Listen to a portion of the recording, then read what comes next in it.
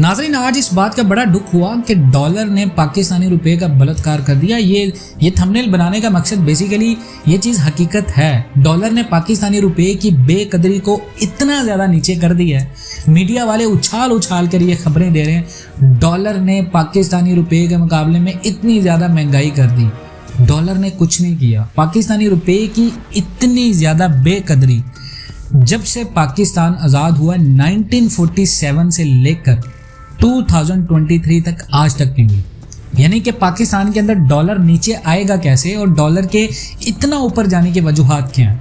लेकिन डॉलर में सरमायाकारी तो लोग कर रहे हैं, लेकिन क्या आप लोग इस बात को जानते हैं कि इससे आपको इंडिविजुअली कितना ज़्यादा नुकसान हो रहा है। डॉलर्स कब नीचे आएगा पाकिस्तान में, लेकिन जब तक पाकिस्तान के वो टॉप क्लास बिजनेस ठीक नहीं होंगे आपका मुल्क कभी ऊपर नहीं आएगा और इस मुल्क में डॉलर मजीद महंगा होता जाएगा। आप देखें पिछले करीबन 3 साल से पाकिस्तान के अंदर डॉलर कितना महंगा हुआ। 2021 में पाकिस्तान में डॉलर 165 पे था, आज 2023 है और आपका मुल्क वही बदतरीन मुआशी सूरत हाल का शिकार है। पाकिस्तान के टॉप बिजनेस जब तक ठीक नहीं होंगे डॉलर तब तक नीचे नहीं आएगा और डॉलर इसी तरह पाकिस्तानी रुपए का बलात्कार करता रहेगा। सबसे ज़्यादा आपका मुल्क एक ज़री मुल्क है पूरी दुनिया में। पाकिस्तान एग्रीकल्चरल कंट्री माना जाता था, यानी कि एग्रीकल्चरल बहुत ज़्यादा पाकिस्तान को माना जाता था और पाकिस्तान का शुमार दुनिया के उन मुल्कों में होता था जो अपनी एक्सपोर्ट से पैसा कमाता था, जो ज़राअत के शोबे से मुंसलिक थी।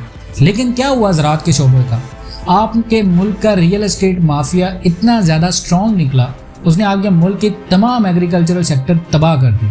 पाकिस्तान की इस्टेब्लिशमेंट को देखो, पाकिस्तान की गवर्नमेंट को देखो, हर उस बंदे को देखो जिसके पास बहुत ज़्यादा पैसा है वो रियल एस्टेट सेक्टर में इन्वॉल्व है और रियल एस्टेट सेक्टर से उसने एग्रीकल्चरल लैंड के ऊपर वो सोसाइटीज़ बना के लोगों को अपनी तरफ अट्रैक्ट किया और पाकिस्तान को मुआशी तौर के ऊपर ये एक बहुत बड़ी साजिश है, पाकिस्तान को एग्रीकल्चरली तबाह कर दिया। आप वो दुनिया के मुल्क थे जो पूरी दुनिया में गंदम एक्सपोर्ट करते थे और आज ये हालत है कि आपके मुल्क का एक गरीब तरीन बंदा लाइनों में कितारों में आटे के लिए अपनी ज़िंदगी से हाथ धो बैठा है। यानी मैन्युफैक्चरिंग आपके मुल्क में नहीं होगी, आपके मुल्क में ज़राअत की पैदावार नहीं होगी, मुल्क ठीक नहीं होगा। मैन्युफैक्चरिंग होनी चाहिए। देखें पाकिस्तान के अंदर जितने भी बड़े बड़े मैन्युफैक्चरर थे, इंडस्ट्रियलिस्ट थे, उन तमाम तर को आपने मजबूर कर दिया कि वो रियल एस्टेट सेक्टर में सरमायाकारी करें। यानी कि रियल एस्टेट सेक्टर में आप सरमायाकारी करें, आपको फ़ायदा होगा। और वो क्या हुआ, उससे हज़ारों लोगों के रोज़गार मुतासिर हुए, सोसाइटीज़ बनी, इंडस्ट्रियलिस्ट जितने भी थे वो सोसाइटीज़ की तरफ कन्वर्ट हुए और जब आपकी इंडस्ट्री बंद हुई तो आपके हज़ारों लोग बेरोज़गार हुए। तो उससे रियल एस्टेट से क्या फ़ायदा हुआ? रियल एस्टेट से फ़ायदा आपने दिया, रियल एस्टेट से आपने हज़ारों लोगों का फ़ायदा सिर्फ 100 दिया, 200 सैकड़ों लोगों को दिया और उससे पाकिस्तान के अंदर मुआशी अदम इस्तेहकाम पैदा हुआ। रियल एस्टेट के फ़ायदे से आपने सिर्फ सैकड़ों लोगों को फ़ायदा दिया, लेकिन आपके मुल्क का जो एग्रीकल्चरल सेक्टर था यहाँ पर आप करोड़ों में लोगों को नौकरियाँ देते थे। यहाँ पर करोड़ों में आपकी इंडस्ट्रीज़ थी जो कि मैन्युफैक्चरिंग करती थी और पूरी दुनिया में एक्सपोर्ट्स में एक आपका अहम नाम था। दुनिया की बड़ी बड़ी प्रोडक्ट्स में आप दुनिया को चावल देते थे, आप दुनिया को गंदम देते थे। आज हाल ये है कि आपके पास रियल एस्टेट सेक्टर के अलावा कुछ नहीं है।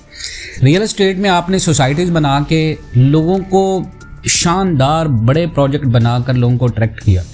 देखें आपके मुल्क में स्टॉक मार्केट से बहुत सारे लोगों का रोज़गार जुड़ा हुआ था और स्टॉक मार्केट को लोग समझते थे।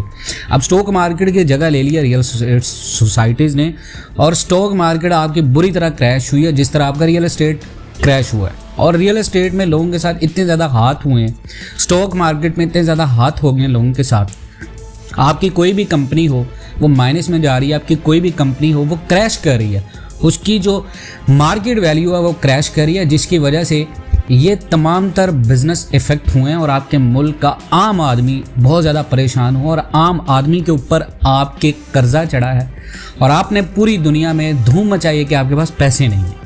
देखिए अब सवाल है कि आपको ये सब ठीक कैसे करना है और डॉलर को नीचे कैसे लेके आ जाएगा। सबसे पहले तो आपको एग्रीकल्चरल पॉलिसीज़ को ठीक करना होगा। आपने जो ज़राअत के शोबा को मुतासिर करने वाली चीज़ें रियल एस्टेट सोसाइटीज़, इनके ऊपर पाबंदी आयद करनी होगी। और अगर किसी ने रियल एस्टेट सोसाइटी बनानी है तो वह शहर के किसी ऐसे इलाके में बनाए जो बंजर ज़मीन हो, उसके बाद आपने मैन्युफैक्चरिंग बिजनेस में आपने दोबारा से लोगों को लेके आना है, आपने अपनी इंपोर्ट कम करनी है, एक्सपोर्ट को ज़्यादा करना है, आपने फिस्कल मॉनेटरी पॉलिसीज़ बनाएं ताकि ज़्यादा से ज़्यादा लोग आपके मुल्क में सरमायाकारी करें और लोग रियल एस्टेट को छोड़ के लोगों को इस चीज़ का एतमाद दें कि रियल एस्टेट के अलावा भी लोग कामयाब हो सकते हैं। देखें, आप दुनिया में कपास में सेल्फ सफिशिएंट थे, अब आप क्रॉप्स अपने मुल्क में लेके आए, क्रॉप्स पैदा करें, टेक्नोलॉजी आपके पास ना हो तो वही रॉ मटेरियल जो आप दुनिया को देते हैं, दुनिया वही आपका रॉ मटेरियल आपको एक्सपोर्ट करती है और महंगे दामों आप बेचते हैं दुनिया को क्रॉप्स, और लोग उससे भी ज़्यादा महंगे दामों टेक्नोलॉजी की वजह से। टेक्नोलॉजी का बहुत ज़्यादा फुकदान है, टेक्नोलॉजी के ऊपर पाकिस्तान को काम करना पड़ेगा, हम इंडिया से सीखना पड़ेगा। इंडिया की जितनी भी यंग जनरेशन है वो इंडिया में बैठ के अमेरिका का काम कर रही है और अमेरिका से पैसे लेके आ रही है। यानी इंडियन की ज़र मुबादला के ज़खायर अगर देखें, जहां पाकिस्तान की रिकॉर्ड कमी हुई है वहीं इंडिया में रिकॉर्ड इजाफा हुआ। उनके मुल्क में नरेंद्र मोदी को पूज रहे हैं लोग, उसकी वजह क्या है? वहाँ पर सियासत ये नहीं है कि वहाँ पर सियासत नहीं है, सियासत है इंडिया में, लेकिन सियासत को मुल्की मफाद के लिए इस्तेमाल करते हैं वो लोग और सियासत में मुल्की मफाद के लिए तनकीद करते हैं। यहाँ पर सिर्फ अना और तस्कीन की जंग में सियासत हो रही है। पाकिस्तान में पाकिस्तान के मफाद की सियासत नहीं है। किसानों को बेहतर सहूलियात मिले। हमारे यहाँ किसान जब बैंक में कर्जा लेने जाते हैं उन्हें कर्जा नहीं मिलता। एग्रीकल्चरल बैंक्स को क्रिएट किया जाए। पाकिस्तान के अंदर देखें, हमारा जो मुल्क है वो ज़री है, ज़राअत के ऊपर इन्हिसार करता है और ज़राअत का शोबा, जब कोई भी मुल्क किसी एक चीज़ में पूरी दुनिया में माना जाता है, उस मुल्क को ठीक करने में, मईशत को ठीक करने में उस मुल्क का वो शोबा ज़्यादा प्रमोट किया जाता है जिसके ऊपर पूरा मुल्क इन्हिसार करता है। लेकिन पाकिस्तान में क्या चीज़ है? पाकिस्तान में जो शोबा सबसे ज़्यादा तरक्की करता है उसको खींचा जाता है, किसको खींच दो, ये मुल्क आगे जा रहा है। सियासतदानों को पता चल जाए कि पाकिस्तान के अंदर ये शोबा आगे जा रहा है, उसको पीछे कर दो। तो ये सारी चीज़ों के ऊपर काम करना पड़ेगा, तब जाकर डॉलर नीचे आएगा और तब जाकर आपके मुल्क में कुव्वत ख़रीद लोगों की होगी। और कुव्वत ख़रीद जब लोगों की होगी तो आपकी चीज़ें भी बिकेंगी, आपका मुल्क प्रमोट भी होगा, डॉलर भी कंट्रोल में आएगा और आपके पैसे की दुनिया में वैल्यू भी होगी। अगर आप इन तमाम बातों से इत्तफाक करते हैं, कमेंट सेक्शन में अपनी कीमती राय का इजहार ज़रूर कीजिएगा। पाकिस्तान एंड वर्ल्ड टीवी को सब्सक्राइब करना मत भूलें। मिलते हैं नेक्स्ट वीडियोज़ में, तब तक के लिए अल्लाह हाफिज़।